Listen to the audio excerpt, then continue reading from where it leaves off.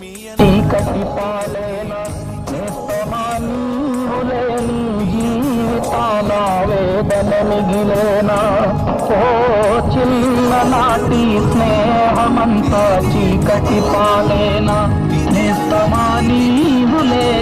జీవితాన వేదన మిగిలేనా